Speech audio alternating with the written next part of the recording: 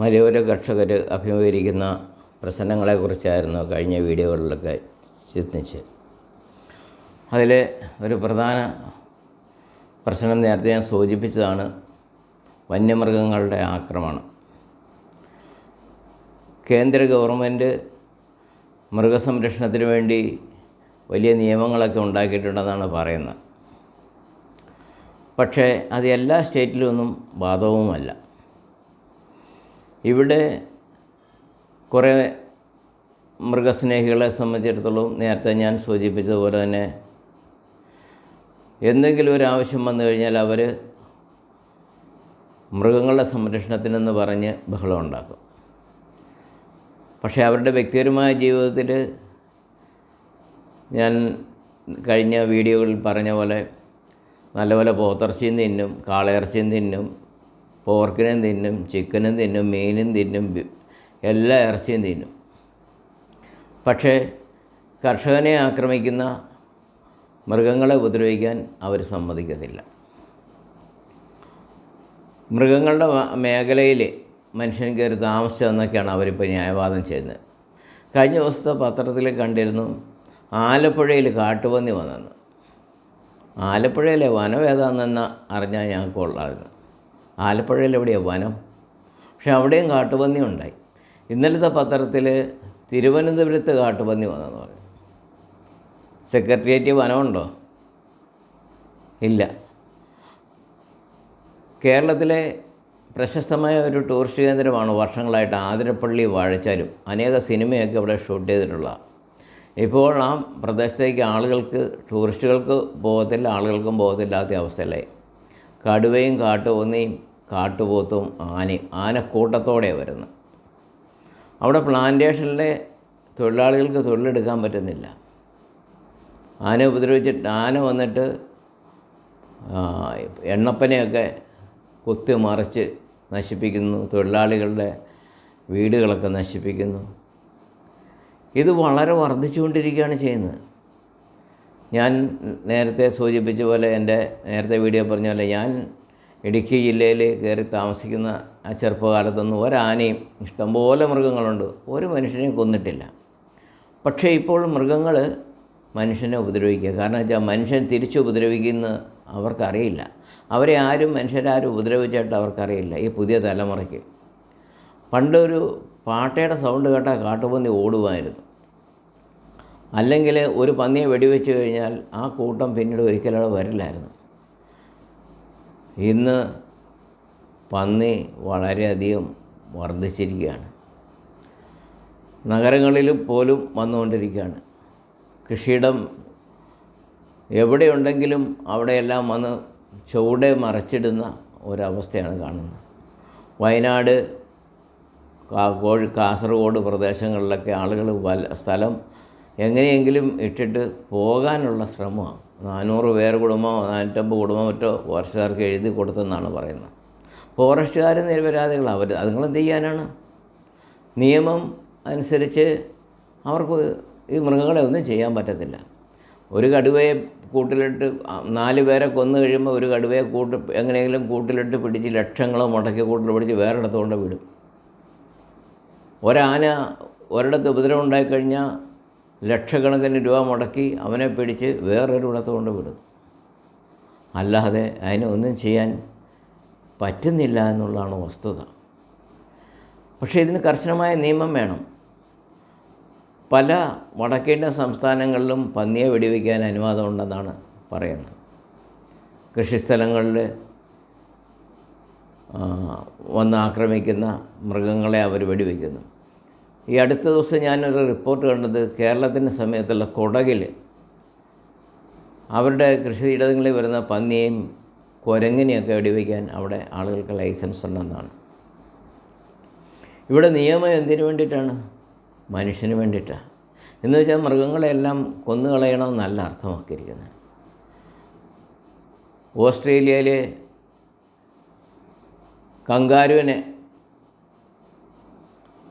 വംശവർദ്ധന വന്നു കഴിഞ്ഞപ്പോൾ വെടിവെച്ച് പോകുന്നതിനെക്കുറിച്ച് ഞാൻ വായിച്ചിട്ടുണ്ട്. എന്നുവെച്ചാൽ ഞാൻ ഓസ്ട്രേലിയയിലൊന്നും പോയിട്ടൊന്നുമില്ല, വായിച്ചിട്ടുണ്ട്.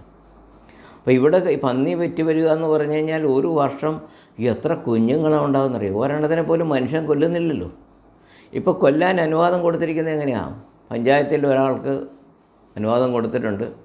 പന്നി പറമ്പിൽ വന്നെല്ലാം കുത്തിക്കഴിയുമ്പം ഓടി പഞ്ചായത്ത് മെമ്പറിലേക്ക് ചെല്ലണം. മെമ്പർ ഇയാളെ അന്വേഷിച്ച് അവിടെ ചെല്ലണം. അയാൾ തൂക്കുമായിട്ട് ഇവിടെ തിരിച്ചു വരണം. ഏതൊക്കെയോ ഓഫീസർമാരൊക്കെ വേണമെന്നാണ് നിയമം. വെടിവെക്കണം. വെടിവെച്ചിട്ട് വെടിവെക്കുന്നതിന് ഇത്ര, കുഴിച്ചിടുന്നതിന് ഇത്ര.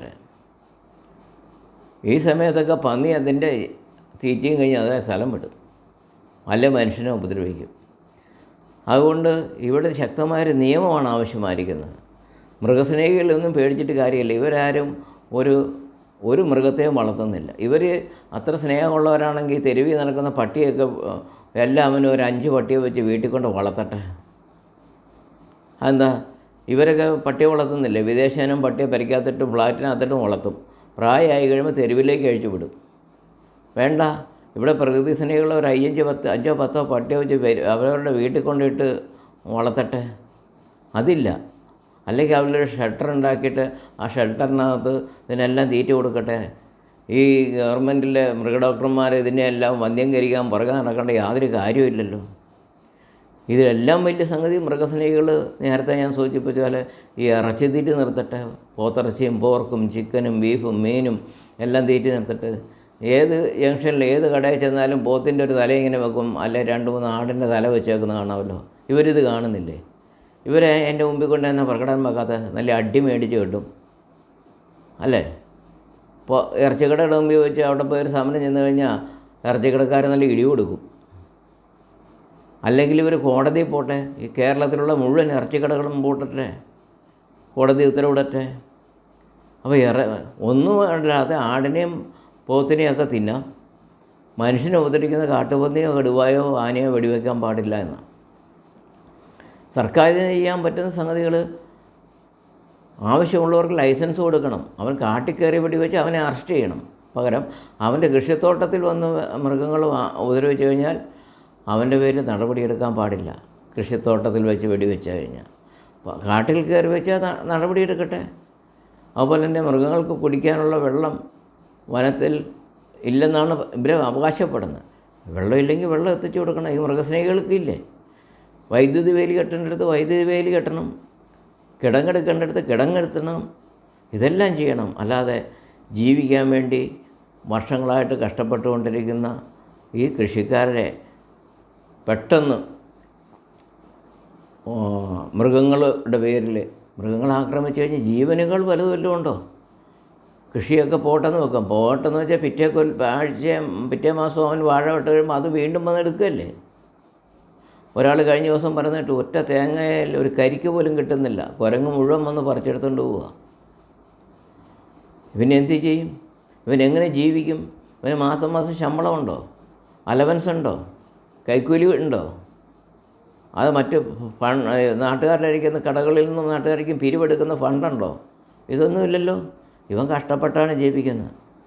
അതുകൊണ്ട് ബഹുമാനപ്പെട്ട അധികാരികൾ ശ്രദ്ധിക്കണം. ഈ കൃഷിക്കാർക്ക് വേണ്ടി പ്രവർത്തിക്കണം. അത് മൃഗങ്ങളെ പറമ്പിൽ കൃഷിസ്ഥലത്തിറങ്ങുന്ന മൃഗങ്ങളെ വെടിവെച്ച് കൊല്ലാനുള്ള എന്തെങ്കിലും ഒരു നിയമവശം ഉണ്ടാക്കണം. മൃഗസ്നേഹികൾ അങ്ങനെയൊക്കെ പറയും. മൃഗസ്നേഹികൾ ധൈര്യം ഉണ്ടെങ്കിൽ ആദ്യം ഇവിടുത്തെ ഇറച്ചിക്കച്ചവടവും ഒക്കെ നിർത്തിയിട്ട് അവരിതിനെക്കുറിച്ച് പറയട്ടെ. അതുകൊണ്ട് ബഹുമാനപ്പെട്ട ഉത്തരവാദിത്തപ്പെട്ട ആളുകൾ ഇതിന് വേണ്ട നടപടി എടുക്കണം എന്നാണ്. ഇനി മറ്റൊരു പാർട്ടിക്കാരാണ് പ്രകൃതി സ്നേഹികൾ. പ്രകൃതി സ്നേഹികളെക്കുറിച്ച് ഞാൻ അടുത്ത വീഡിയോയിൽ പറഞ്ഞുതരാം, അവരുടെ പ്രകൃതി സ്നേഹത്തെക്കുറിച്ച്. അതുകൊണ്ട് പ്രിയപ്പെട്ട കർഷക സുഹൃത്തുക്കളെ, നിങ്ങൾ ശക്തമായിട്ട് പ്രതികരിച്ചെങ്കിൽ മാത്രമേ ഇതിനൊക്കെ തീരുമാനമുണ്ടാവുള്ളൂ. നമ്മുടെ വാർത്തകളൊന്നും ഒരു പത്രങ്ങളും ഒരു TV ചാനലുകളും റിപ്പോർട്ട് ചെയ്യില്ല. അവർക്ക് ബിസിനസ്സാണ്. അതുകൊണ്ട് ഇതുപോലുള്ള വീഡിയോകൾ തുടർന്ന് ചെയ്യാൻ എനിക്ക് ആഗ്രഹമുണ്ട്. നിങ്ങൾക്ക് ഇതിനെ സംബന്ധിച്ചുള്ള നിങ്ങളുടെ അനുഭവങ്ങൾ, നിങ്ങൾ അഭിമുഖീകരിക്കുന്ന പ്രശ്നങ്ങൾ എൻ്റെ ഫോൺ നമ്പറിൽ അറിയിച്ചു കഴിഞ്ഞാൽ അതിന് വേണ്ട നടപടിയെടുക്കാൻ സഹായിക്കാൻ, എന്നുവെച്ചാൽ ഈ വിവരം മറ്റുള്ളവരെ അറിയിക്കാൻ ഞാൻ തയ്യാറാണ്. അതുകൊണ്ട് നിങ്ങൾ ഈ ചാനൽ സബ്സ്ക്രൈബ് ചെയ്യുകയും മറ്റുള്ളവർക്ക് ഷെയർ ചെയ്യുകയും ചെയ്യുക. അടുത്ത വീഡിയോയിലൂടെ ഞാൻ പറയുന്നത് ഇവിടുത്തെ വലിയ പ്രകൃതി സ്നേഹികളുണ്ടല്ലോ, മരം വെട്ടുന്നു, അങ്ങനെ ചെയ്യുന്നു, ഇങ്ങനെ ചെയ്യുന്നു, അവർ ഈ നാട്ടിൽ കാട്ടിക്കൂട്ടി വെക്കുന്ന സംഗതികൾ എന്താണെന്നുള്ളത് അടുത്ത വീഡിയോയിലൂടെ ഞാൻ നിങ്ങളെ അറിയിക്കുന്നതായിരിക്കും.